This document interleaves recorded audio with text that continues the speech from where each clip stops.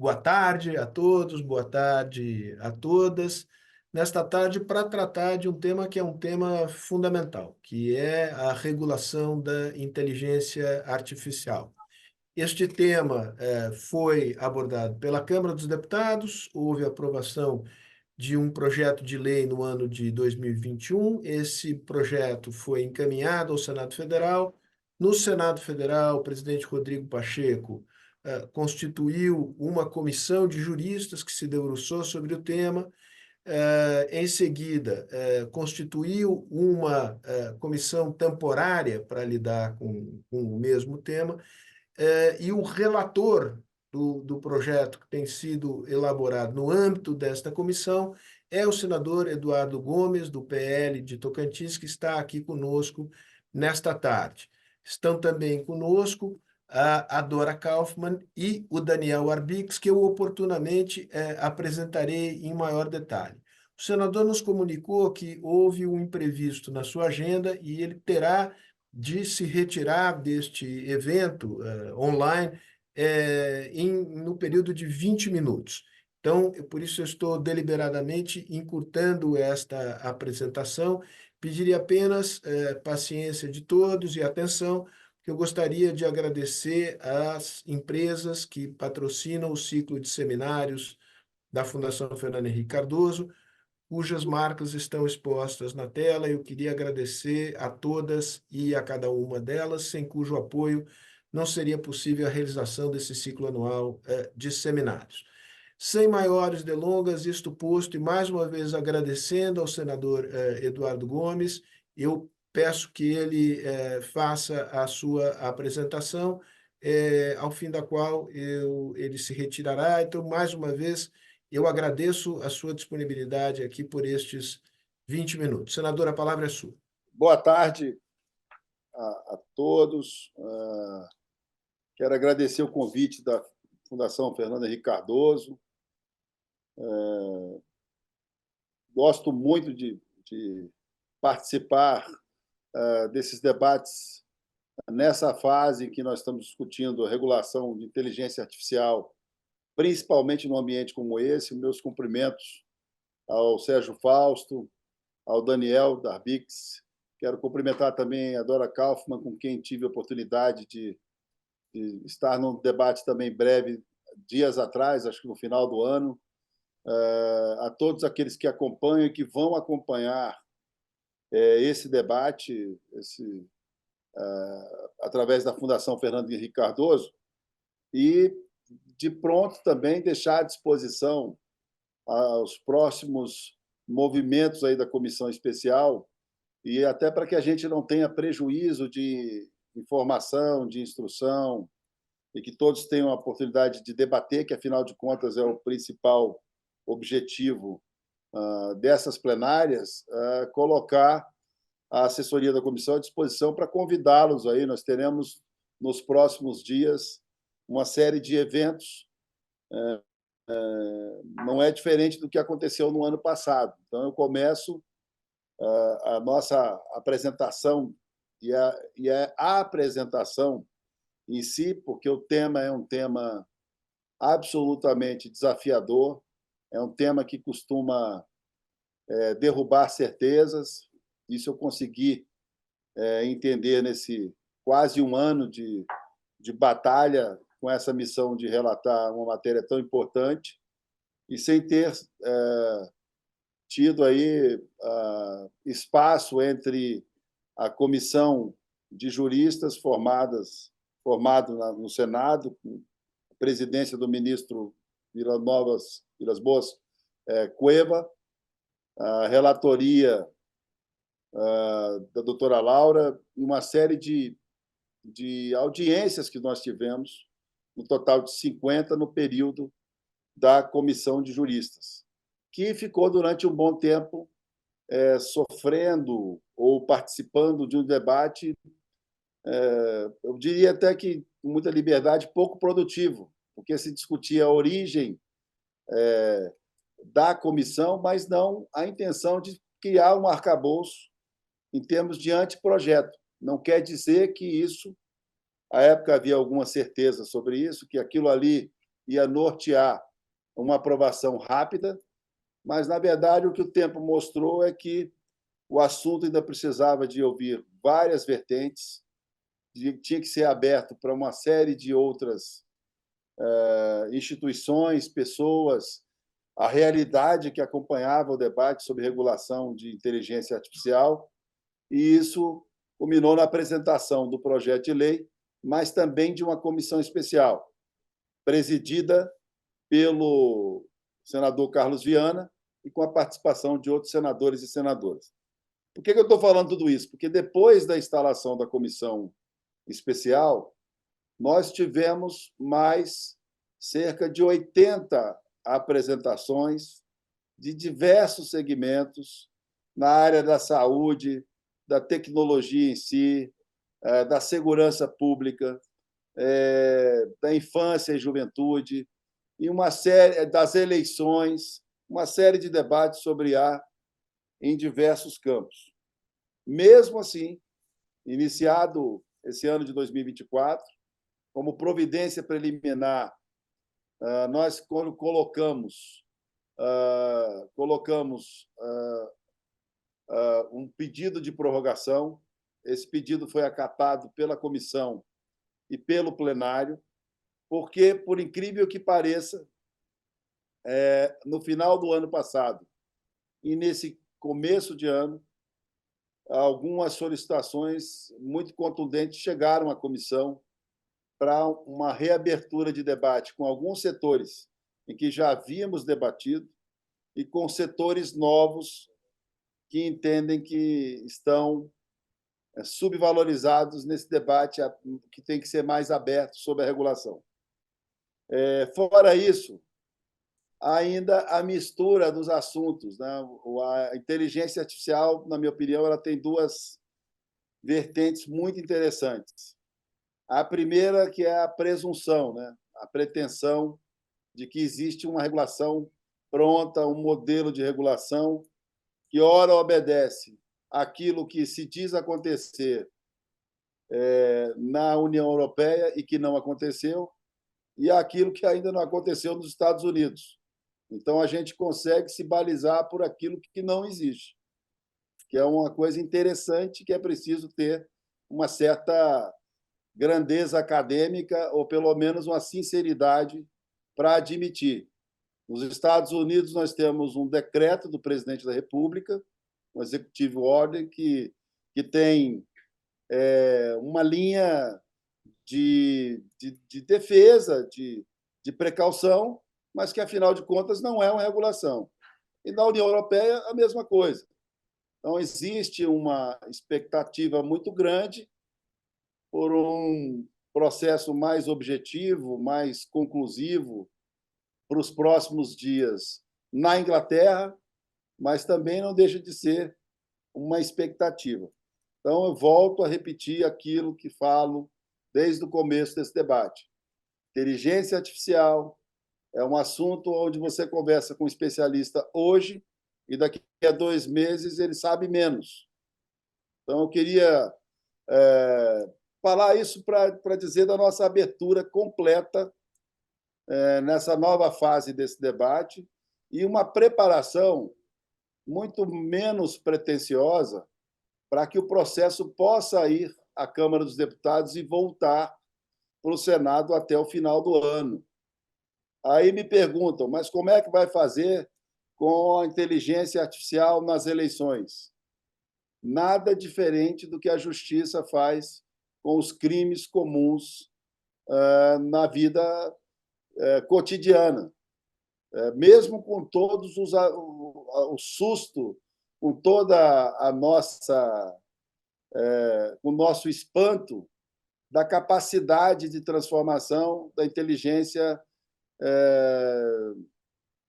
geracional, da inteligência na manipulação de imagens precisas que podem influenciar na eleição, elas são um novo tipo de arma, mas como a arma mal utilizada continua sendo crime. Então, a gente não pode atropelar um processo de regulação que tem a ver com o mundo que nós vivemos ainda porque vivemos nesse mundo e não no mundo da rede diretamente, né? Ainda não fomos substituídos. Então, eu também recentemente tenho dito a alguns amigos, regular a inteligência artificial sem consistência e sem senso de realidade é tão útil quanto cinzeiro em bicicleta. Não vai resolver nada, a gente vai passar um vexame, porque a aplicação em si não obedecerá o senso comum. Talvez uma crise política outra, talvez uma pretensão de decisão política, que é um defeito histórico dos políticos, então também é uma certeza que os 23 anos de mandato me deram de você. O Congresso avança quando aprova boa legislação, avança mais ainda quando deixa de aprovar legislação ruim. Então, vivemos realmente no momento em que a serenidade, uma certa humildade é necessária para que a gente tenha noção de um ambiente, né? Nós tivemos agora uma conversa com setores do governo, entendendo que a regulação de inteligência artificial precisa de uma sinalização propositiva do Poder Executivo como indutor de política pública, e não como providência de questões eleitorais ou de disputas laterais de qualquer que seja o processo. Então, tanto nos setores avançados, financeiros, imprensa, saúde, segurança, a vida como um todo, e principalmente uma coisa que a gente está falando aqui na Fundação Fernando Henrique Cardoso.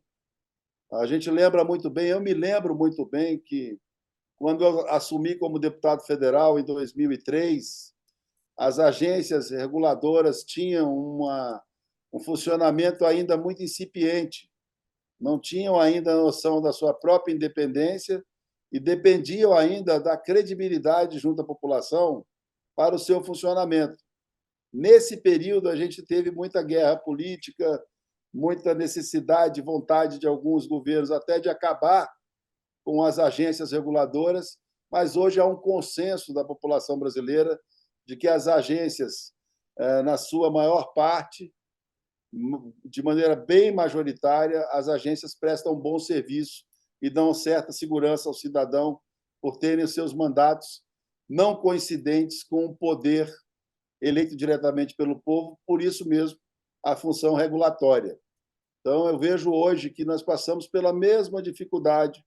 É preciso que o governo federal tenha essa relação construtiva com o Congresso Nacional, menos intoxicada pela questão política ou policial ou qualquer outro tipo de visão nesse momento, porque chama atenção, por exemplo, no decreto dos Estados Unidos, o fato de que ele é absolutamente solto, mas quando ele fala sobre a participação de estrangeiros no desenvolvimento de IA nos Estados Unidos, ele propõe uma facilitação com relação ao visto, à participação, ou seja, todos querem inteligência artificial para o desenvolvimento dos seus países. E o Brasil não pode ser diferente. Se tiver uma visão muito radical, restritiva e absolutamente, digamos que sem uma profundidade de criação de conteúdo, de participação criativa do processo, vai transformar o país num consumidor de luxo daquilo que as nações que tenham mais capacidade de desenvolver produtos podem ter com relação à inteligência artificial. Como o debate está no Congresso, como o debate está na Câmara e no Senado, existe uma tendência muito forte, principalmente com a aproximação das eleições, tanto municipais como estaduais, e a eleição nacional, de que o lado negativo da inteligência, do uso da inteligência artificial, ganha todo o protagonismo. Há interesses fortes nesse sentido. Acontece que é preciso abrir espaço para a função absolutamente positiva do uso da inteligência artificial na medicina, na indústria, na geração de emprego, na inclusão social. Então, eu acho que a nossa função como relator, primeiro, é não ter a pretensão de estipular prazo. Quem estipula prazo faz com que o prazo utilizado não tenha muito efeito. O presidente Rodrigo Pacheco tem sido absolutamente tranquilo nesse sentido. Então, a gente não pode atropelar o debate amplo e que precisa ter o um mínimo de sintonia com a realidade, com o mundo, como é a inteligência artificial, sem entender que esse processo ocorre nos mesmos países que nós temos a tendência de uma certa facilidade de usar como orientação. Primeiro, que é uma orientação ilusória. A gente precisa ter mais clareza com relação a isso. Afinal de contas, eu sempre coloco como baliza, falei isso ao presidente Rodrigo, é que o Brasil vai sediar o G20 e será o presidente do parlamento do G20, o presidente Rodrigo. Será o presidente Lula o presidente dos países do G20. Então, eu considero um prazo razoável que a gente dê espaço, claro, às reivindicações, entenda o ponto de equilíbrio para não perder a pegada do mundo econômico que se forma com o uso da IA e também que a gente tenha um papel, e aí talvez seja a principal participação minha nesse evento, Fausto, para falar sobre uma plateia que ouve muito o legado, né, dos governos do PSDB, que a gente tenha essa capacidade de entender sobre legislações eficientes e na sua complexidade, como foi, por exemplo, a atuação na economia com o Plano Real. Então, por todas as discussões, altos e baixos da questão política, social no país, nada disso tirou o legado do conhecimento popular da necessidade de estabilidade econômica. Então, nesse debate de inteligência artificial, o princípio deve ser o mesmo. Então, o PSDB e outros partidos sempre tiveram uma característica melhor na questão de formular a legislação. No caso, especialmente da inteligência artificial, eu estou quase convencido que, muito mais do que o mérito da regulação, ele deve incitar o Congresso Nacional a criar um novo tipo de legislação. É como se a gente estivesse procurando a edição de uma lei viva. E isso terá que acontecer, senão será inútil, na minha opinião, a regulação de inteligência artificial no Brasil, porque esperar os exemplos externos de maneira mais conclusiva tira o nosso tempo atual de debate. Aí a gente estaríamos mostrando aí aquela questão do Brasil de pouca autoestima. Né? Quando a gente olha o ranking de desenvolvimento de inteligência artificial por pessoas no Brasil e a sua posição no ranking de mercado, há uma disparidade. Né? O Brasil tem bons talentos em inteligência artificial, como não tem ambiente, discute muito e investe pouco, há uma disparidade. Por isso, tanta gente que começou a desenvolver inteligência artificial que está indo embora. Então, essa complexidade fala pouco sobre o relatório, porque há pouco a se dizer do relatório nesse momento. Eu acho que é um momento de maior participação da sociedade, do poder executivo, do poder judiciário, mas todo mundo entrando nessa discussão com o diapasão, tem que entrar com a mesma capacidade de debate.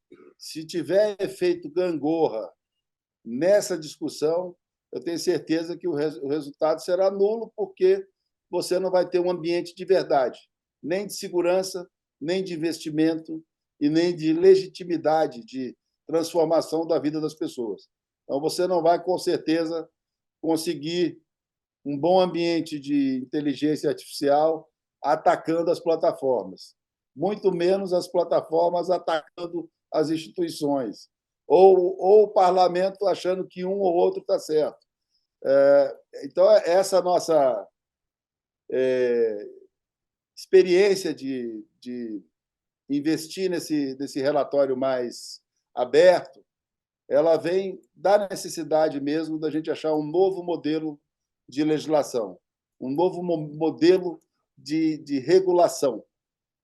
Para começar, as agências reguladoras devem ter, cada uma delas, uma vertente de inteligência artificial que fale muito sobre aquele segmento, para que uma outra agência, não superior, mas mais organizada, consiga manter os espaços de regulação. Mas é regulação, não é decisão política, legislativa ou judicial, ou de cima para baixo, que vai resolver essa questão. Então, com muita dificuldade, Fausto, de passar aqui uma visão de prazos, eu quero relatar para vocês o ambiente atual. O que a gente pode fazer para manter viva essa esperança de uma regulação eficiente é dizer que continue em aberto. Então, esse é o grande mérito, eu tenho certeza, que do presidente Rodrigo Pacheco, das lideranças partidárias,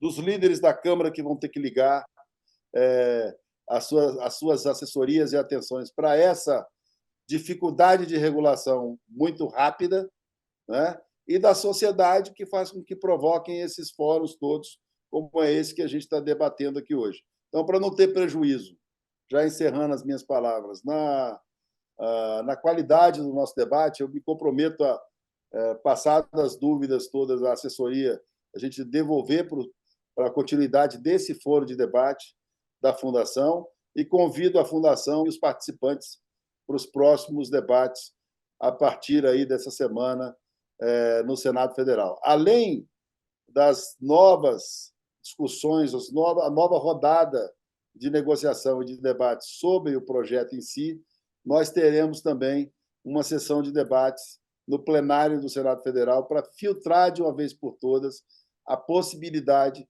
de alguém ficar sem palavra nesse assunto. Então, eu encerro as minhas palavras agradecendo, colocando à disposição a assessoria da Comissão Especial da Aprovação da Regulação da IA no Senado, que lá existem disponíveis todas as apresentações de vários segmentos, de vários palestrantes do Brasil e do mundo inteiro falando sobre regulação de inteligência artificial no Brasil. Então, fica aí a minha mensagem, o meu agradecimento e esperando que a gente vença esse desafio que eu considero, para essa quadra da nossa vida política no Brasil, talvez um dos mais importantes, se não for o mais importante esse ano. Agora, é preciso acertar na resposta. Nem sempre ela está pronta. A gente tem que ter humildade de buscar o melhor ambiente regulatório para esse tema. Senador, eu queria agradecê-lo pela generosidade do seu tempo e pela sua honestidade intelectual e política de ter feito uma apresentação transparente e realista de qual é o estado da arte no debate com a sociedade, no legislativo, mas com a sociedade, a respeito desse tema. E acho que o senhor pôs o dedo no dilema. O dilema é este, né? É como fazer uma legislação que possa perdurar no tempo em face de uma tecnologia que muda a cada semana. Se o senhor me permite um minuto mais, sem querer retê-lo, quando o governo Fernando Henrique se fez toda a legislação que permitiu o desenvolvimento das telecomunicações, né, nós vivíamos um processo de mudança tecnológica, mas não na velocidade e não com o caráter tão disruptivo quanto é o da inteligência artificial. Então, eu, digamos assim, me solidarizo com o senhor na dificuldade de legislar a esse respeito. Agradeço a sua disponibilidade de dar seguimento a esse debate. com a Fundação Fernando Henrique Cardoso, com os que aqui estão, Daniel e Dora, e com isso eu me despeço e peço licença para dar seguimento aqui à nossa conversa com o Daniel e com a Dora. Muito obrigado mais uma vez, senador. Muito obrigado, Daniel. Dora, vou acompanhar pelo celular aqui o quanto puder e fico à disposição de todos vocês. Muito obrigado. Muito obrigado, senador. Forte abraço. Bem, Dora e Daniel, eu vou me permitir aqui não fazer uma introdução formal, uma apresentação formal de vocês, que têm, ambos têm currículos longos e robustos, para usar um clichê que se introduziu na língua brasileira agora, né? Mas vocês têm todos os títulos acadêmicos e a experiência profissional para debater esse tema, que é um tema central, porque essa tecnologia é uma tecnologia que permeia todos os âmbitos da vida, né? E tem impactos positivos, riscos que afetam o desenvolvimento, afetam a democracia, afetam as relações interpessoais. O que eu proporia a vocês aqui é que a gente, se vocês concordam comigo, que a gente dividisse essa nossa conversa aqui em dois momentos. O primeiro momento eu gostaria de escutá-los a respeito, digamos, do processo, né? De como é que vocês veem o processo pelo qual essa discussão vem avançando na sociedade em geral e, em particular, no âmbito do sistema político. O senador fez uma menção importante, né? Se eu bem entendi, ele diz que tem faltado condução, liderança por parte do executivo, né? O executivo, e aqui não é uma crítica leviana, o tema é difícil, mas parece até o momento não ter se organizado suficientemente para conduzir esse processo. Sem essa condução, é difícil chegar a um ponto de convergência. Então, um primeiro momento para discutir o processo, e um segundo momento para discutir o que, ao ver de cada um de vocês, do ponto de vista substantivo, quais são os pontos nevrálgicos que merecem regulação, quais são as divergências, os trade-offs que existem em cada um deles. Se vocês estão de acordo, eu peço a cada um de vocês, Daniel primeiro, Dora depois, que deem sequência a essa nossa conversa. Daniel, a bola é sua. Obrigado, Sérgio. Tô de acordo. Vou tentar organizar minha fala aqui para endereçar essas questões, mas queria começar com uma boa tarde para todos e a todos. Prazer estar aqui hoje, em ótima companhia. Agradeço à Fundação FHC. Esse tema é importantíssimo e eu estou lisonjeado de mais uma vez participar dos diálogos que vocês promovem, com foco em políticas públicas voltadas para um Brasil mais próspero e mais justo. E queria cumprimentar as pessoas que nos assistem, dizendo, como o Sérgio já colocou, né, nós estamos hoje no limiar de uma nova era, com tecnologias que nos permitem reimaginar como podemos melhorar a vida de bilhões de pessoas, ajudando as empresas a se modernizarem, a crescerem e apoiando a sociedade, governos, academia, terceiro setor, na busca por boas respostas para as perguntas mais difíceis. Já está claro que a inteligência artificial, a IA, pode ter no Brasil um papel transformador e permitir o enfrentamento de desafios muito graves. Por exemplo, a IA pode nos ajudar a vencer barreiras de inclusão, o que é fundamental num país em desenvolvimento como o nosso. A gente precisa garantir, o senador colocou isso muito bem na fala dele, as oportunidades da nova economia para que brasileiras e brasileiros usem a tecnologia como consumidores, mas também para participar desse mercado e para inovar. Então, como representante do Google, eu queria reiterar meu agradecimento, lembrando que essa conversa de hoje e da regulação como um todo é importantíssima para nós. A empresa tem um enorme entusiasmo e interesse pela IA, entende a necessidade da sua regulação e vem participando dos debates no Congresso. Vou comentar um pouco desse processo. Mas eu queria primeiro só explicar o nosso entusiasmo, né? Acho que, em primeiro lugar, ele está ligado às perspectivas do plano econômico, o que nossa empresa tem participado, mas a gente tem visto também em inúmeros setores, é que as economias que vêm adotando a inteligência artificial têm alcançado ganhos de produtividade, diversificação de oferta, maior capacidade de exportação e investimentos crescentes em qualificação de mão de obra. E a IA pode e vem impulsionando tanto as grandes empresas, que se tornam mais ágeis e mais dinâmicas, quanto as pequenas e médias, que conseguem inovar e crescer com produtos e serviços baseados em inteligência artificial. Mas é fundamental que a inteligência artificial, e ela pode fazer isso, mas é fundamental que ela deve também beneficiar as pessoas em primeiro lugar, para que as pessoas se concentrem em atividades menos rotineiras, mais gratificantes, e que sejam as principais beneficiárias do impacto positivo da IA. Esse impacto, só para a gente ter uma ideia, né, em 2023, ele foi estimado pela McKinsey, num estudo sobre IA generativa, entre 17 e 25 trilhões de dólares globalmente, impulsionado por empreendedores, empresas e avanços científicos. O segundo ponto pelo qual esse debate é tão importante para o Google é o potencial transformador social. Nos últimos anos, a gente vem trabalhando no Brasil, inclusive, para aplicar a IA em tecnologias que melhoram a vida de milhões de pessoas, de saúde pública à educação, passando por linguagem natural e ferramentas geoespaciais, por exemplo, para combater doenças e mudanças climáticas. E graças à IA, a gente consegue hoje achar algumas soluções com muito mais eficiência e precisão do que as anteriores. Essa IA já está na caixa de ferramenta do mundo e precisa ser bem regulada para se tornar uma força poderosa para o progresso brasileiro.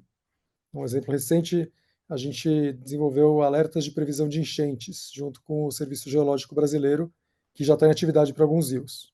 Rio Santa Teresa em Tocantins, Rio Jupaguá na Bahia. Mas um terceiro motivo para esse debate ser central para o Google aqui e agora decorre do nosso compromisso com o Brasil.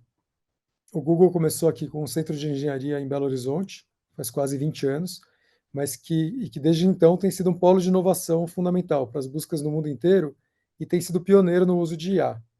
A empresa vem ampliando a sua engenharia em São Paulo e em Belo Horizonte, apostando fortemente nos talentos brasileiros nesse momento tecnológico tão importante.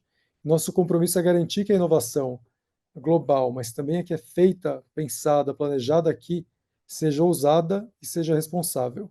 De novo, que impacte positivamente a sociedade. A IA ser bem regulada exige que os seus sistemas, que a sua tecnologia seja desenvolvida e implementada com responsabilidade, com respeito a direitos fundamentais e à cultura brasileira. Mas também demanda que a gente lance alicerces para que tenha confiança nos sistemas de IA, para que as pessoas, as empresas e o poder público possam aplicá-la e não só se tornem mais eficientes e inovadores, mas também consigam fomentar o ecossistema de inovação e ampliar ele no Brasil. Então, uma boa regulação precisa fomentar a inovação, precisa garantir que a inovação seja responsável e precisa garantir que o país aproveite bem os benefícios da IA.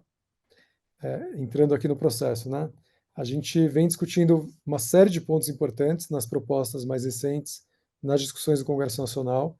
Confiamos nos legisladores para considerar uma regulação que seja baseada em evidências, que aborde a IA com um olhar cuidadoso para os riscos e que o faça em diálogo contínuo com especialistas. O protagonismo para lançar regras para a IA ele é muito bem-vindo, desde que ele seja permeado por cautela, abertura ao diálogo e revisões técnicas por stakeholders de todos os tipos.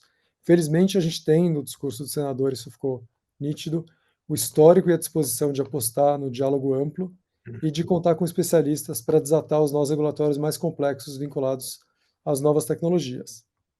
E aí, nesse sentido, como advogado, eu queria fazer um elogio e uma recomendação, né? A comissão de juristas que preparou o anteprojeto fez um trabalho muito importante, que lançou fundamentos para a nascente, em breve, lei de IA no país, e é preciso agora avançar nesse trabalho, ampliando a discussão, incorporando o conhecimento das pessoas e das instituições que lidam com a IA por outra perspectiva, como arquitetos e como desenvolvedores. No Google, a gente acredita ser fundamental a construção de uma regulação específica, com regras de responsabilidade compatíveis com o processo de elaboração e com os usos da IA. Então, assim como não culpamos a máquina de escrever pelos escritos de uma pessoa, nem a livraria onde o livro pode ser vendido pelos problemas que ele tenha, é preciso diferenciar os papéis assumidos por quem cria modelos de IA, por quem desenvolve aplicações particulares, por quem distribui e comercializa soluções diretamente para consumidores e usuários desses sistemas que incorporem a IA. Em outras palavras, é preciso aperfeiçoar a proposta da Comissão de Juristas, ampliando o diálogo, para esclarecer a responsabilidade pelo uso indevido de sistemas de IA, identificando e tratando de forma segmentada, apartada, pesquisadores e autores, criadores, implementadores e usuários finais. Nesse ponto é importante lembrar dos custos sociais e econômicos associados à não inovação. além de se potencialmente perder o benefício social da IA e o ganho econômico das tecnologias que ficarem engavetadas, nós podemos ter menos concorrência e menos espaço para inovação no Brasil, principalmente se a regulação atravancar o desenvolvimento e o uso da IA por startups, se iniciativas de IA pioneiras ficarem travadas por disputas judiciais ou despesas administrativas, ou se for complicado demais desenvolver no país em comparação a outros locais. E a gente também precisa que normas gerais sejam acompanhadas de fiscalização setorial, com esteio nos órgãos públicos e nas leis específicas, por indústria ou por ramos de atividade com os quais o Brasil já conta. Pensando de novo no anteprojeto que está em discussão, é igualmente importante um sistema de gradação de riscos, com níveis de controle compatíveis com as diferentes áreas de aplicação da IA, o que pode novamente favorecer o desenvolvimento responsável de tecnologias avançadas.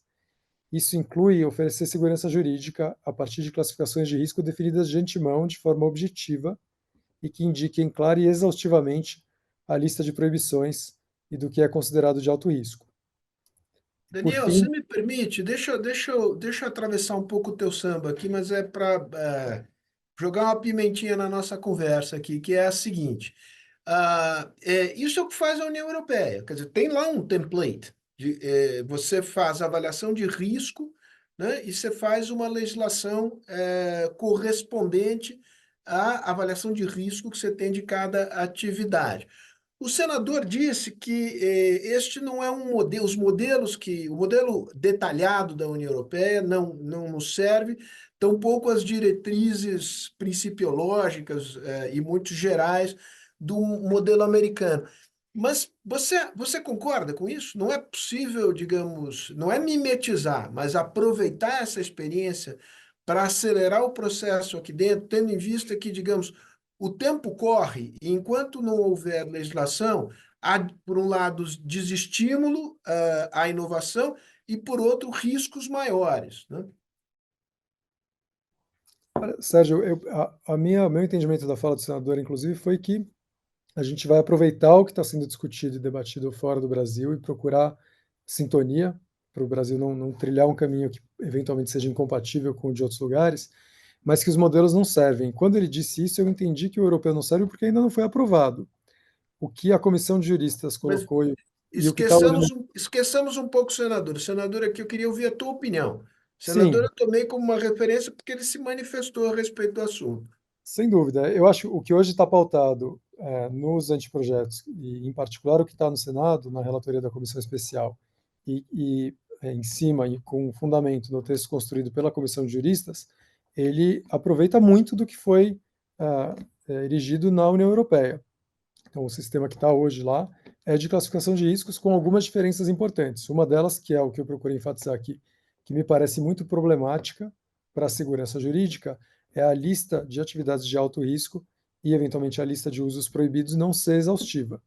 E aí as empresas, o poder público, o terceiro setor, ficarem em dúvida do que podem ou não fazer, ou se o que elas estão fazendo é de alto risco, se tem que passar por um processo mais detalhado, não só de comprovação e mitigação de riscos, mas também de aprovação regulatória. Isso ainda não está definido aqui no Brasil, e aí, voltando para a provocação inicial sua do processo, acho que é um dos pontos que precisa necessariamente ser aperfeiçoado. A gente entender, primeiro, o diálogo que tem que ser muito bem entrelaçado entre um regulador, um órgão regulador ou mandamentos gerais e as regulações específicas, para a gente não deixar de aproveitar uma regulação sofisticada, moderna e complexa que o Brasil já tem em várias áreas, por exemplo, na saúde, você mencionou as telecomunicações, em transportes, e também para que a gente não perca oportunidades com a gradação de risco que dê segurança para as pessoas inovarem. Acho que esse é um ponto fundamental e que, de novo, porque a gente espelhou os anteprojetos no que estava em construção na Europa, está pautado dessa maneira. Eu acho que esse é um caminho promissor, Sérgio, para ser franco, porque quando a gente olha para riscos concretos, fica muito mais simples também para o regulador ou para outros órgãos que façam a monitoria e, eventualmente, intervenções mesmo diretas nisso, inclusive o Ministério Público e o Judiciário em última análise, com base no que efetivamente está ameaçando direitos fundamentais e não com base em temores hipotéticos. Essa foi uma escolha no caso da proteção de dados pessoais, que se casa em muitas das aplicações de IA com preocupações que a gente precisa ter e com a inovação responsável orientada a trazer benefícios para as pessoas, seres humanos de carne e osso na ponta. Mas, de novo, tentando responder mais sinteticamente a sua pergunta, acho que o caminho de você definir regras de responsabilidade claras e uma gradação de risco que imponha ônus regulatório mais alto, nos casos em que tem um prejuízo, pelo menos potencial, de direitos fundamentais, ela é positiva. Ela só precisa ser bem escrita para ter clareza e para dar segurança para quem vai inovar, para quem vai construir a inteligência artificial. Muito bom. Daniel, você me permite. Dora, queria teu comentário, tua observação sobre este ponto específico da regulação dos riscos e o trade-off, digamos, a necessidade de produzir o melhor equilíbrio possível entre proteção de direitos, liberdades, etc., e impulso de inovação. Bom, primeiro, obviamente, eu quero agradecer e uma oportunidade de debater esse assunto, mas, Sérgio, eu gostaria de responder a sua primeira questão, que era sobre o processo.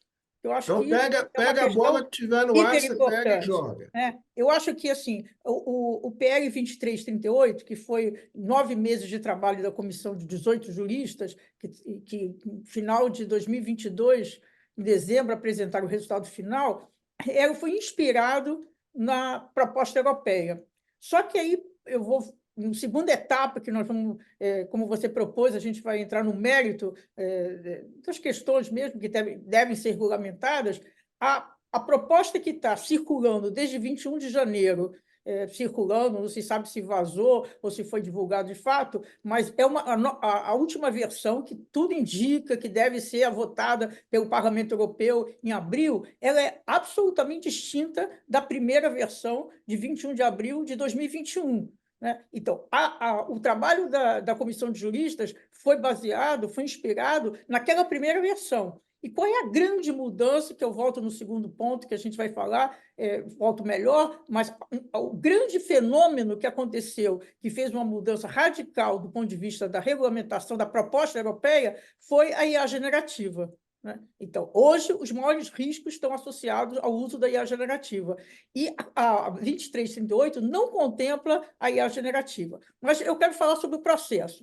Então, Mas antes, desculpa a indelicadeza, mas é que IA generativa, eu imagino que para a maioria seja compreensível, mas acho que vale a pena uma notinha de rodapé simples e breve. O que diferencia a IA generativa da IA que não é generativa?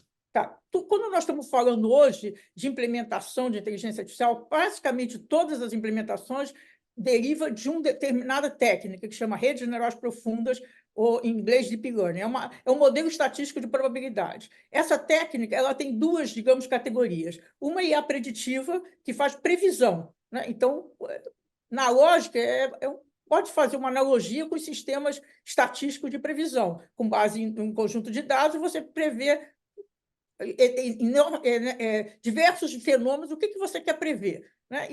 A diferença entre os modelos estatísticos tradicionais é que o modelo estatístico dessa técnica de inteligência artificial tem a capacidade de lidar com grande volume de dados. A outra categoria é a IA generativa.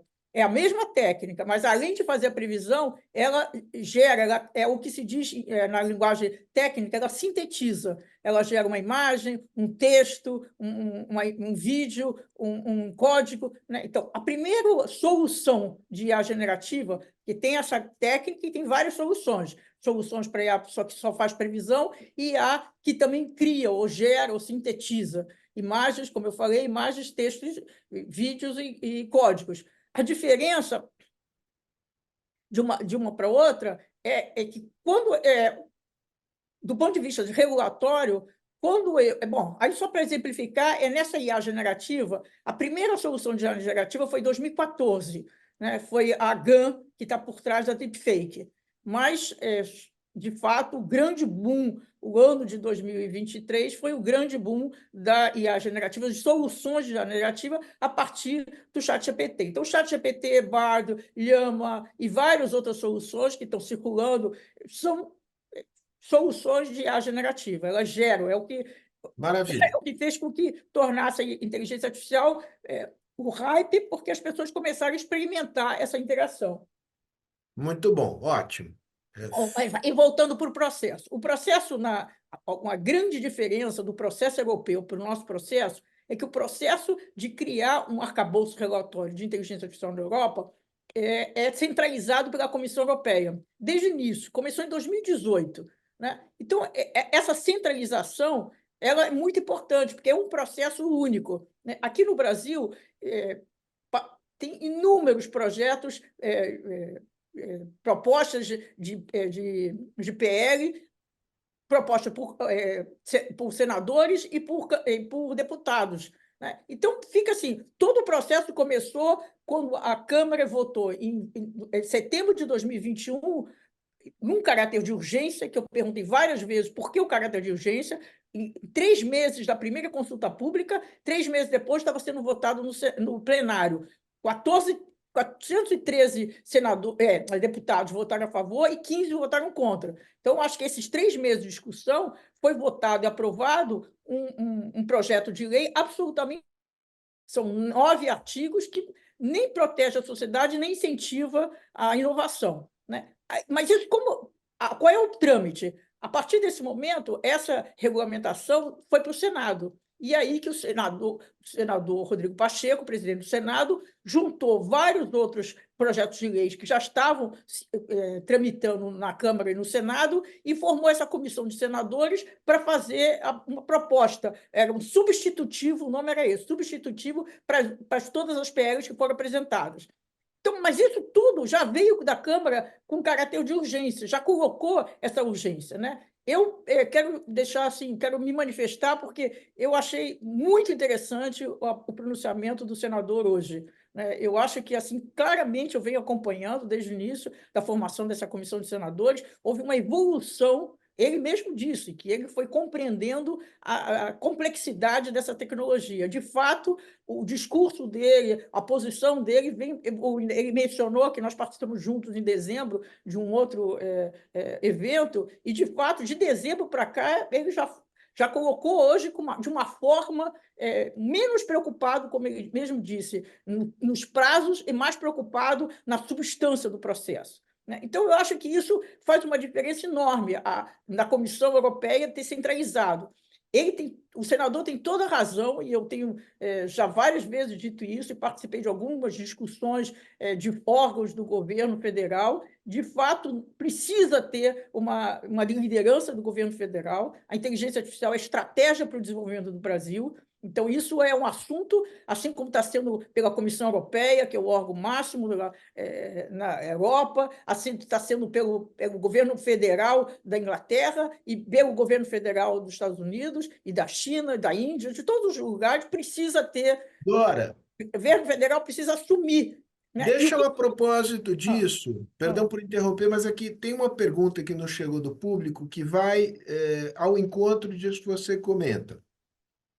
Ela pergunta, Valéria Bastos, se vocês avaliam, diz ela aqui, que recentemente o MCT, o Ministério de Ciência, Tecnologia e Inovação, divulgou o início da revisão da Estratégia Brasileira de Inteligência Artificial. Eu não sabia sequer que havia esse documento de Estratégia Brasileira de Inteligência Artificial. Então, queria ter um comentário sobre este documento, na pressuposição que ele existe, se a Valéria está dizendo que existe, é porque existe, e se é promissora essa iniciativa do MCT de dar início à revisão do documento. Qual é a sua avaliação? Não, talvez por coincidência, eu participei da convocação que o Ministério fez para um grupo de especialistas para discutir essa revisão. Eu acho que a gente vai entrar em outro assunto, Sérgio, porque aí nós estamos falando de estratégia para o país. E tem muitas coisas, eu acompanho também desde o início, desde que saiu a primeira versão, mas é outro assunto, não é regulamentação. Né? Então, voltando ao processo de regulamentação, o que é necessário é isso, eu estou plenamente de acordo. Aparentemente, pelo que eu tenho observado nas minhas interações, o assunto está disperso. Tem vários órgãos da área pública, federal, assumindo tentando assumir liderança sobre esse assunto, mas eu acho que precisa ter uma consciência do ponto de vista do governo federal, como é a estratégia, inclusive, para tornar mais eficiente a gestão pública, né? Então, eu acho que isso, eu estou plenamente de acordo com o senador. Eu acho que tem uma questão, quando a gente pensa assim, uma nova norma, né? Eu não sou jurista, mas uma nova norma, uma nova lei, ela se justifica para cobrir os danos da sociedade que não são cobertos por normas e leis vigentes, né? Então, você identifica que tem um potencial dano, ou danos que já estão acontecendo, e que as leis atuais e normas não cumprem. Então, você precisa de uma nova lei. Então, para você fazer isso, é fundamental que você tenha um diagnóstico.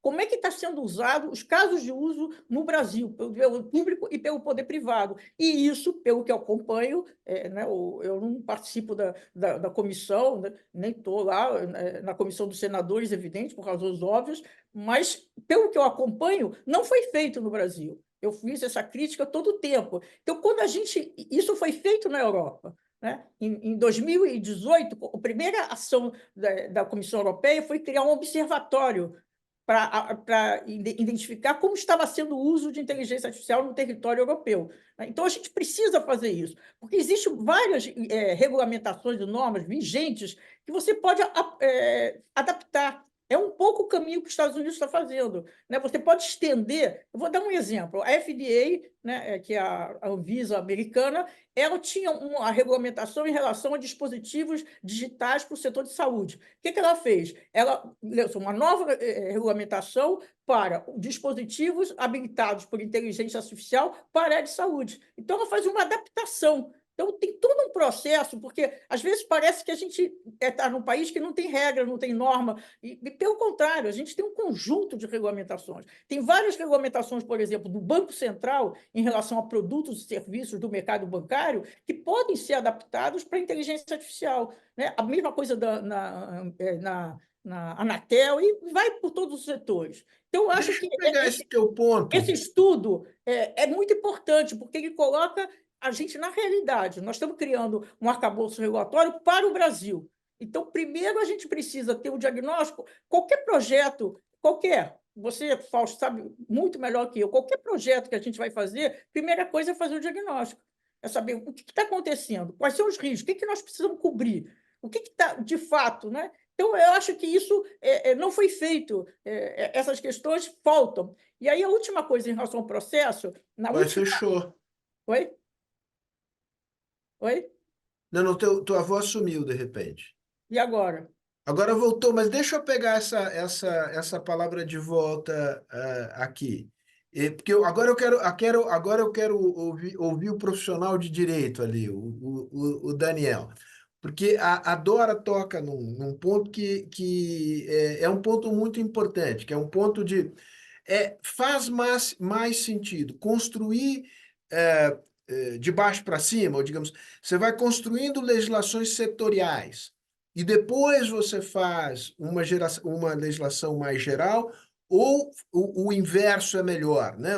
Que parece ser o caminho que nós estamos seguindo.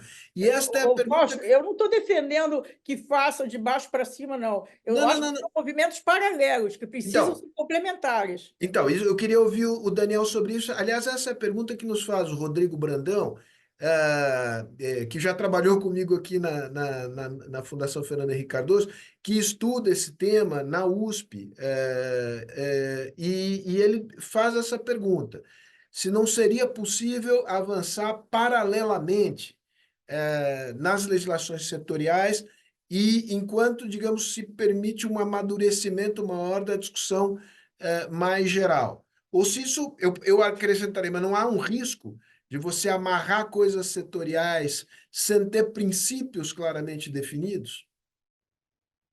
Daniel.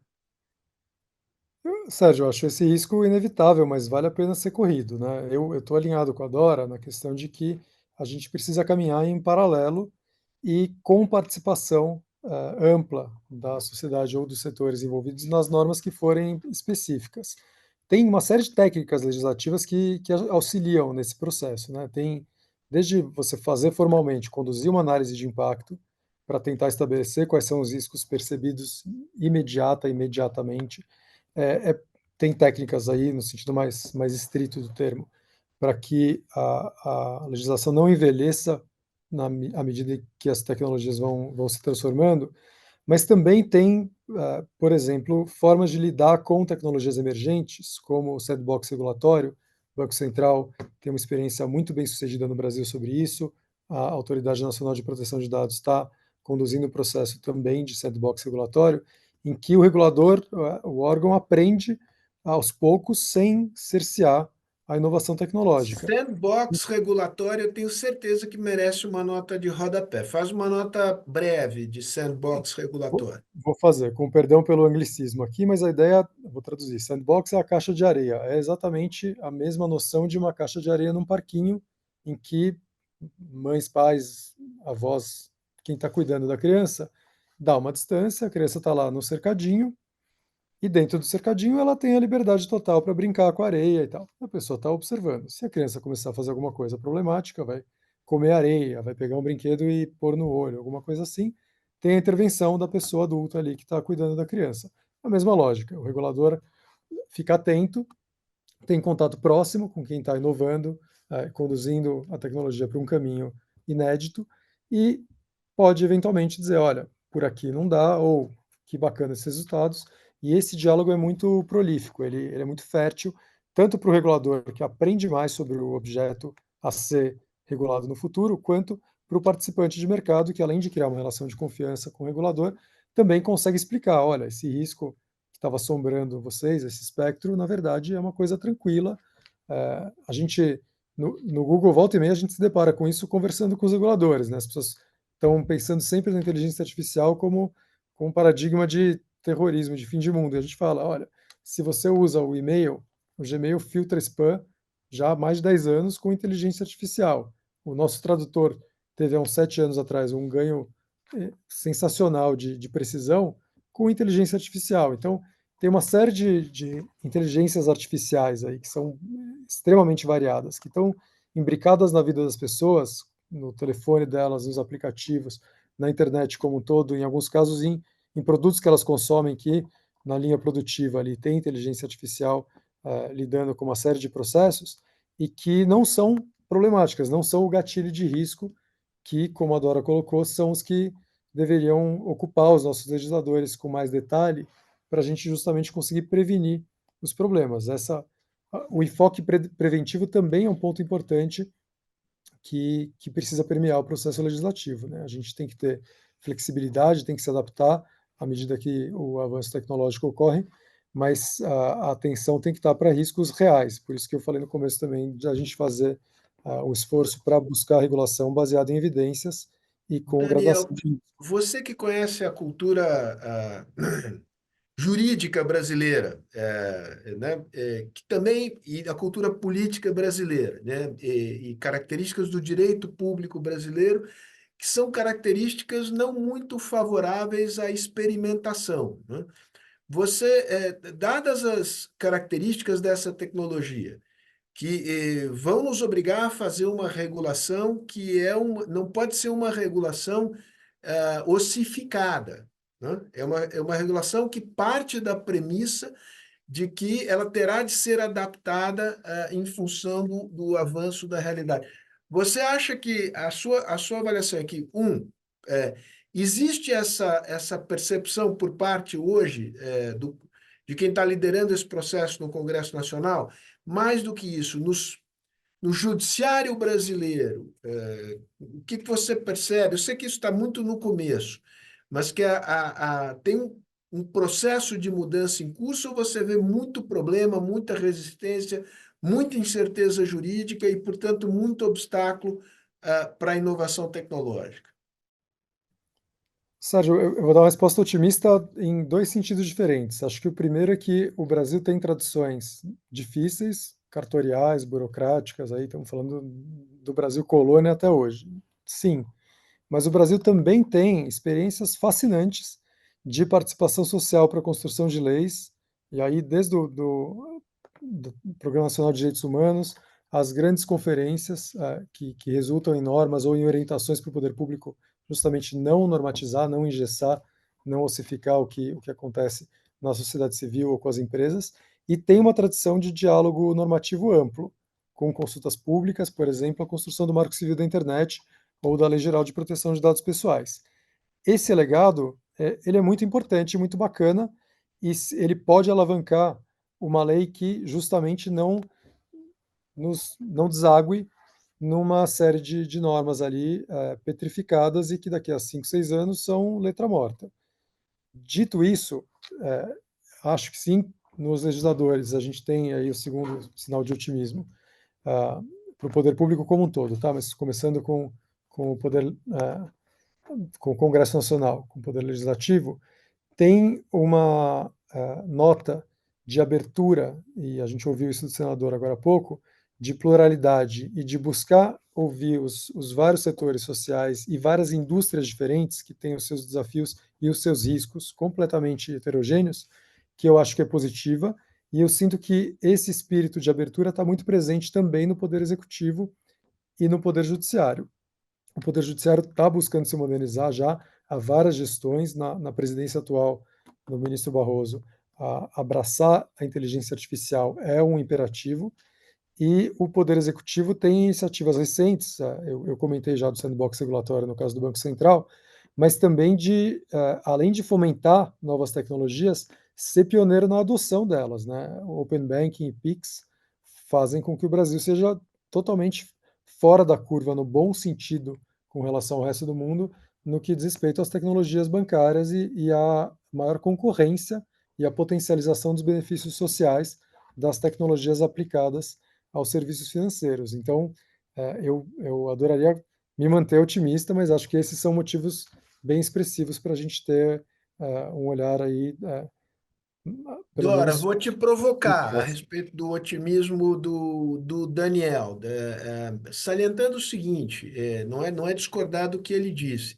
mas digamos que essa é uma regulação que vai tocar, de um lado, em interesses empresariais extraordinariamente, o potencial de geração de riqueza e de interesses envolvidos nesta regulação, acho que não tem paralelo. É difícil. Prospectivamente, não tem paralelo, né? Por outro lado, é uma regulação que toca em temas que são temas muito caros a uma sociedade que se pretende ser uma sociedade aberta, né? E uma sociedade democrática e tal. Diante disso, como é que você vê esse dilema? Porque eu ouvindo vocês e ouvindo o senador, eu poderia dizer o seguinte: olha, vamos fazer o seguinte, vai avançando na legislação setorial, na regulação setorial, e faz uma regulação geral muito principiológica, só para não. Mas tem um risco enorme, porque você faz uma norma muito aberta, geral, né? Isto dá margem a interpretações as mais variadas pelo judiciário brasileiro, né? Nós sabemos isso acontecer. Então, como é que você vê esse dilema? Olha, Sérgio, é difícil a gente assim, conversar, porque exatamente o que é aberto, o que né, o que define essas palavras. Essa última versão da regulação europeia, ela tem 258 páginas. Aí parece que está tudo resolvido lá. Eu tive, por obrigação de ofício, de ler todas aquelas 258 páginas. Na verdade, a minha grande questão é como é que implementa aquilo, né? Como é que implementa a imagem? Como é que fiscaliza? Porque não adianta você ter uma lei se você não tem instrumentos de fiscalização. Quando a gente diz assim, nós estamos seguindo a proposta europeia de definir riscos, eu acho que não está claro na proposta de regulação europeia o que é o risco. Que risco? Né? Noção de risco é um negócio muito complexo. E mais ainda com a IA generativa. Por quê? Porque depende do uso. Teve uma mudança radical em relação à regulamentação, identificação e monitoramento de risco. Porque, como todo mundo que está nos assistindo já deve ter experimentado o ChatGPT, o risco depende para que eu uso o ChatGPT. Então, essas são mudanças muito grandes. Para dar um exemplo, a última versão da proposta europeia, ela define a IA generativa de alto risco pela quantidade de processamento né? Ela tem um parâmetro lá exatamente. Então, se usou muito processamento de dados, quer dizer que é um candidato acima de um determinado nível que ela determinou, é de alto risco. Isso, qualquer especialista em inteligência artificial questiona isso, né? Porque o risco não pode estar associado a quanto de hardware da computação você usou, né? Então, mesmo nesse documento, que é a tentativa europeia, que é o conceito europeu de cercar todas as possibilidades e criar um negócio aparentemente que cerca tudo, não estão resolvidos lá, né? Os críticos, inclusive, pessoas que eu acompanho, que eu me relaciono, que são absolutamente envolvidos no processo europeu, fazem muitos questionamentos, né? Então, se a gente, o que é o ideal aqui? Eu não sei responder. Eu acho que a gente tem que construir. Na última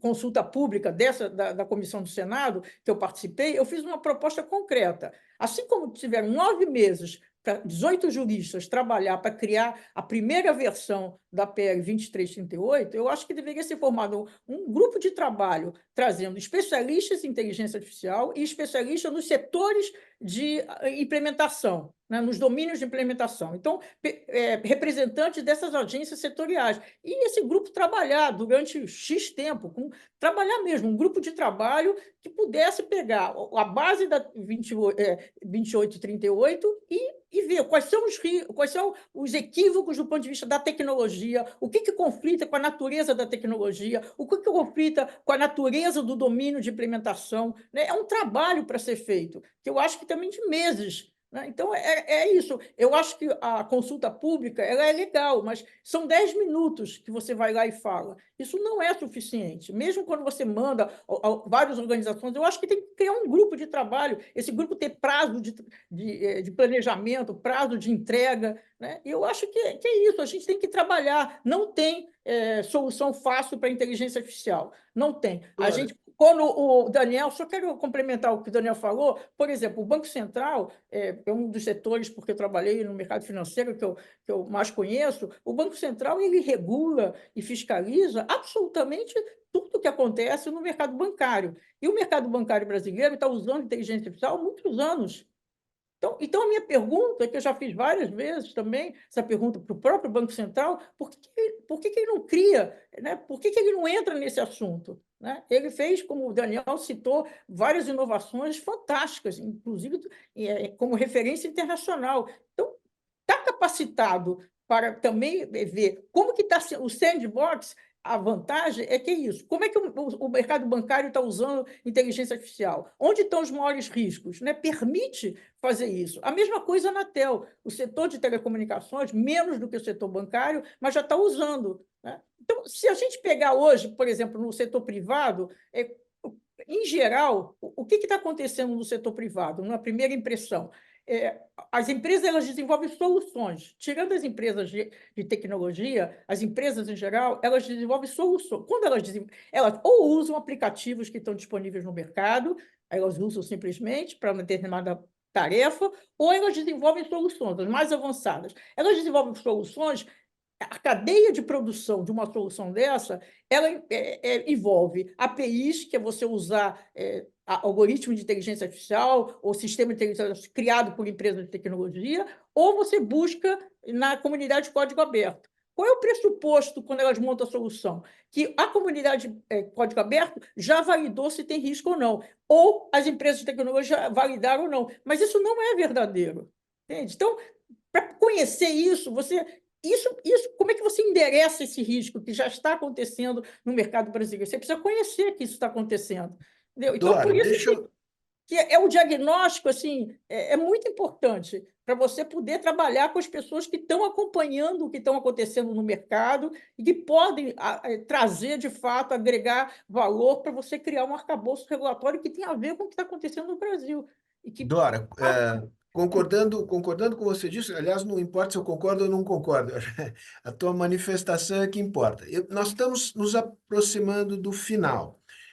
Eu queria ver se a gente, não temos nenhuma obrigação de chegar a conclusões, muito menos conclusões de encaminhamento, mas não é mal se a gente produzir alguma conclusão. Eu queria testar uma hipótese de conclusão aqui. E depois eu queria dedicar uma parte final sobre um tema que a todos nós é muito caro, a Fundação em particular, que é democracia e inteligência artificial. Obviamente que esse é um tema mais ou menos na linha do fale-me sobre Deus e sua época, né? Quer dizer, se abre numa infinidade de questões. Vamos fazer uma coisa muito breve, final, de 3 minutos cada um, na sua intervenção. Mas vejam se vocês têm concordância com o seguinte, a partir do que disse a Dora, escutando o que o Daniel disse. Seria conveniente criar forças-tarefa para trabalhar regulações setoriais a partir do que já existe de regulação setorial.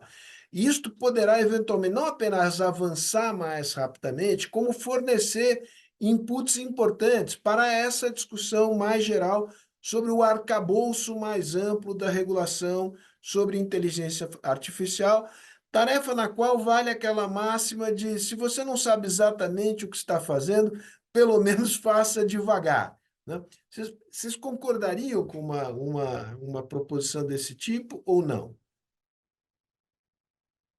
Eu começo? Quem começa? Daniel? Começa o Daniel e você encerra. Sérgio, eu vejo com bons olhos a gente trabalhar com regulações setoriais, várias delas estão em andamento, né? Comentei o trabalho do Banco Central, o sandbox regulatório da NPD, são exemplos em que tem um cuidado ali específico com inteligência artificial. Tem também a prática das instituições brasileiras que vai nos informando e indicando para a gente identificar justamente risco, onde estão os problemas. Então, nas relações de consumo em geral, o sistema brasileiro de proteção do consumidor está funcionando e quando tem problemas repetitivos, o Brasil está ficando melhor em identificar a escala das questões e o fato de que uma causa raiz, por exemplo, uma empresa gerou um determinado problema e está afetando uma multidão de pessoas, a gente está ficando melhor hoje em dia. Quando eu digo a gente, é o país, tá? O Ministério Público, os próprios PROCONs, a Secretaria Nacional do Consumidor, em tentar buscar uma solução para estancar e para resolver aquela causa raiz. Eu não acho, porém, que a questão da cautela se aplica de maneira universal com relação à velocidade do desenvolvimento tecnológico, porque tem alguns riscos que a gente quer evitar e que são muito mais caros para a sociedade, e aí tem que ter um trabalho de prevenção mais profundo. A democracia e o cuidado com o processo democrático é um deles, como você colocou. O TSE não por acaso está claramente investido em criar normas que enderecem a questão das deepfakes com velocidade, mas também tem outras situações em que a gente vai, se quiser legislar antecipadamente, no fundo, vai estar criando uma norma pouco efetiva, ou talvez errando o alvo. Então, tem uma dificuldade de ver a resposta clara aí, mas eu acho que sim, o diálogo interinstitucional e a tentativa de, por setor, se identificar quais são os problemas e pensar em que medida que as soluções passam pelas normas gerais de inteligência artificial ou em que medida que bastam as normas tradicionais daquele setor, por exemplo, o Uhum. controle do ato médico, as normas deonticas dos profissionais de medicina, talvez resolvam 90, 95% das questões relevantes da aplicação da inteligência artificial para serviços médicos. Pode ser que não, mas eu acho que a gente descobre com a prática. Em paralelo, é importante, por isso mesmo, que essa visão conjunta dos setores seja feita consultando efetivamente, acho que a Dora colocou isso com contundência, os potenciais envolvidos aí, e em especial quem está investido tecnicamente na inteligência artificial, seja como desenvolvedor, seja como distribuidor. Muito bom. Dora, você. Sérgio, eu acho, para mim, o processo é tão importante quanto o resultado final, né? Então, eu acho que um processo rico, um processo diversificado, um processo com substância, aumenta a chance de ter um resultado final positivo. Então, eu acho que, assim, não necessariamente, quando eu falo de envolver efetivamente as agências reguladoras setoriais, não é só aproveitando que já existe regulação, mas também pensando em outras regulações, analisando os riscos que estão ocorrendo, porque o Daniel levantou uma questão que, para mim, é muito importante. Essas agências reguladoras, elas, no processo que elas estão envolvidas, elas vão se familiarizar com o assunto. Isso é muito importante, porque se você não envolve quem de fato depois vai regulamentar e quem vai fiscalizar, como é que vai ser? Aí nós vamos demorar 4, 5 anos para essas instituições, essas agências privadas terem condições de atuar efetivamente? Não pode. Então, elas participando do processo, o arcabouço vai se construindo, né? Assim, com todas as agências que são as agências principais.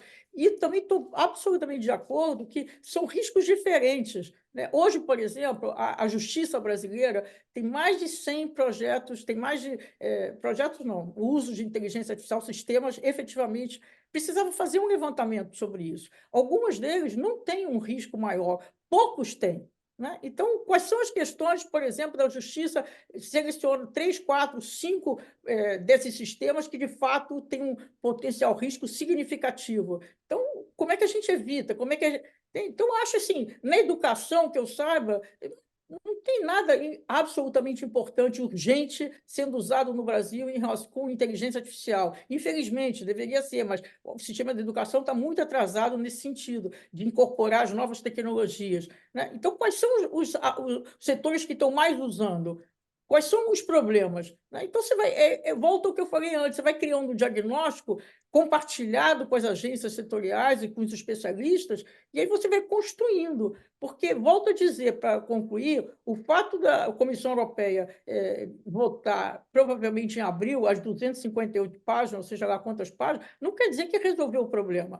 Se a gente acompanhar o que está acontecendo na Lei de Proteção de Dados na Europa, que já tem muitos anos, tirando a Alemanha, porque já tem uma cultura de proteção de dados, ela está sendo muito, muito mal aplicada em países como a Itália, a Espanha, Portugal. Né? Então, assim, então, a pressa não é você ter, a solução não está em você votar um arcabouço regulatório, está em você envolver a sociedade, você os órgãos que vão ter a função, o protagonismo de fiscalizar posteriormente. Né? É um processo de familiarizar a sociedade. E eu acho que a gente não está pronto para isso no Brasil.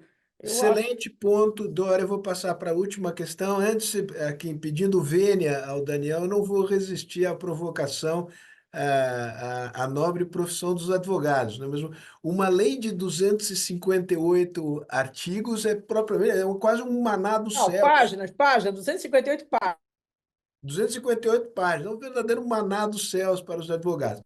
Mas feita essa provocação, a pergunta que eu faria é um pouco na esteira da pergunta que nos fez aqui a Patrícia Blanco, que dirige o Instituto Palavra Aberta, que é o tema das fake news na política em particular, né?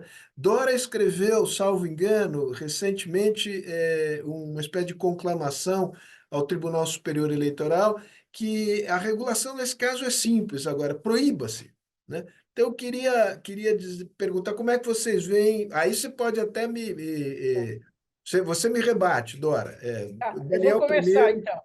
e Então, a depois verdade, você. a minha Como é que. proposta é que o TSE proíba para a criação de peças publicitárias, né? Porque eu fiz a minha última coluna, foi sobre isso, e tem toda uma colaboração, um valor agregado da inteligência artificial na gestão de campanha, como tem na gestão das empresas, gestão de qualquer negócio. Isso não tem problema nenhum. A questão, para mim, a gente não vai resolver todos os problemas.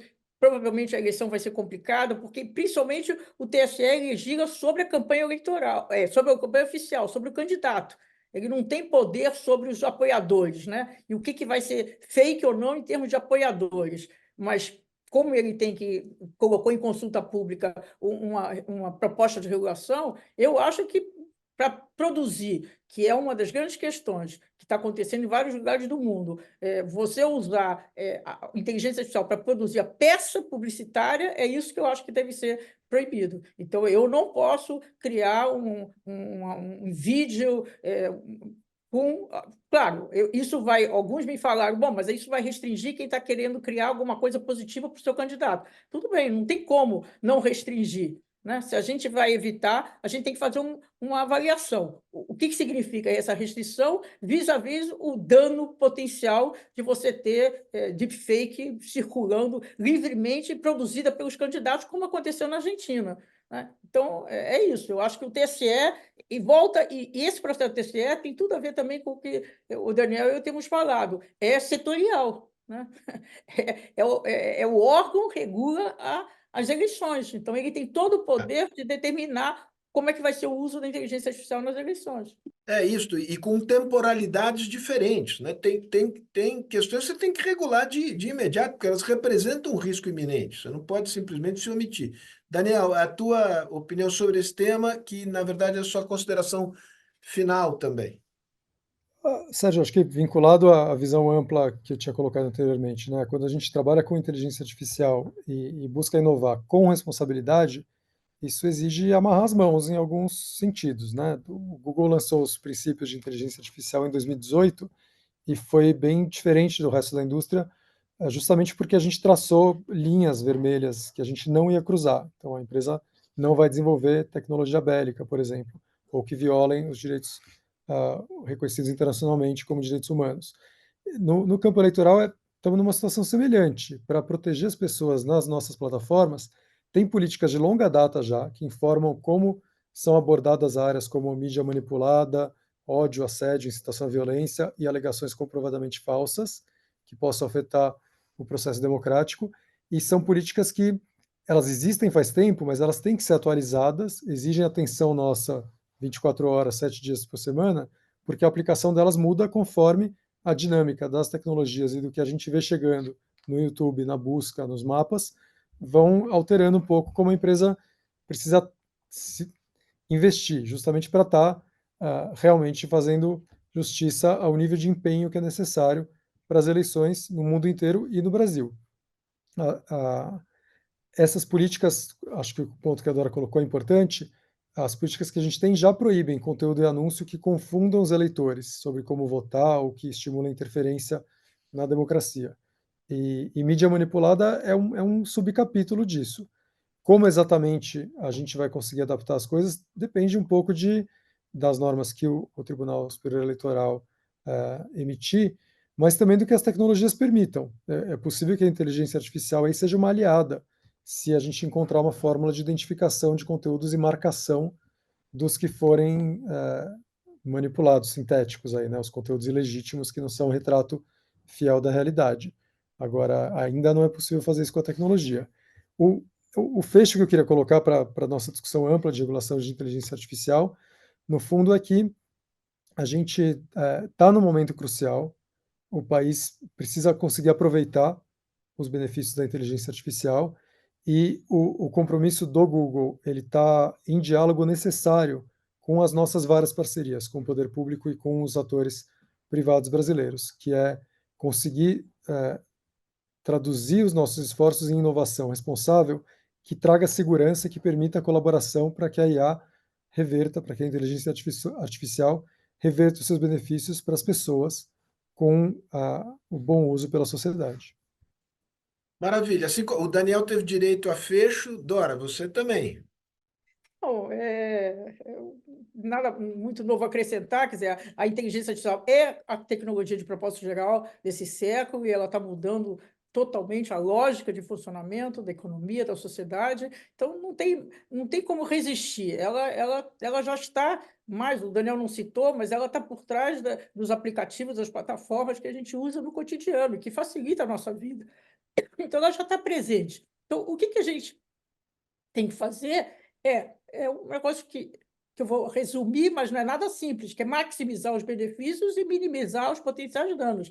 Isso é o óbvio, mas é isso, é disso que se trata, né? Quando a gente, um dos desafios da inteligência artificial de lidar é que, em geral, as aplicações têm o lado positivo e o lado negativo. E isso é um complicador, né? Porque como é que você mitiga os efeitos danosos sem comprometer os efeitos benéficos, né? Então, isso não essa assim, o fine-tuning disso, né, o balanço, o equilíbrio disso, não é nada simples. No mundo inteiro ninguém equaciona isso, mas é o nosso grande desafio. No geral, é o nosso grande desafio.